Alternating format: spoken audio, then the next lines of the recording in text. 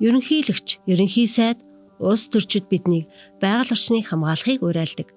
Гэхдээ Библиэд энэ хуучин ертөнц удахгүй хүч түүний оронд шинэ ертөнц ирнэ гэж тодорхой хэлсэн байдаг тул Христэд итгэгчид байгаль орчиндөө анхаарал бага тавих ёстой юу? Үгүй ээ. Бурхан биднийг бүтээхээс ч өмнө дэлхий дээрх бүтээсэн бүх зүйлийн эзнэр биш, харин яруу болгон биднийг сонгосон. Тэгээд Бурхан бид дүр төрхийнхөө дагуу бидэнтэй адилхан хүнийг бий болгоё. Тэгээд тэднэр далайн загас, хоторгын шууд, мал адгуус, бүх газар дэлхий, газраар мөлхөгч бүгдийг захируулъя гэж айлдав.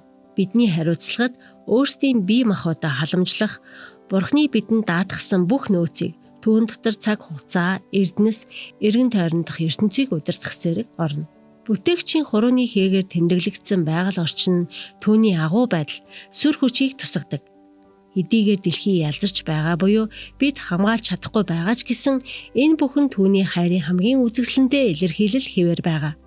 Бид байгаль дэлхийг бүтээгч, эзэмшигчтэй хүндэтгэн халамжилдаг. Бид хүүхдүүдээ зөвхөн амралтын өдрийн үеэр Бурханы бүтээлийг идэх цаг гаргах төдийгүй цэцэг зулгаах, бүчир хугалах, хог хаяхаас зайлсхийх, амьтдыг хамгаалах, ургамал арчлах, эрчим хүч, ус хэмнэх, байгалыг цэвэр байлгахыг уриалснаар байгаль орчноо хүндэтгэхийг заадаг. Бурханы гарын үсийг дэлхий даяар бичигдсэн байдаг.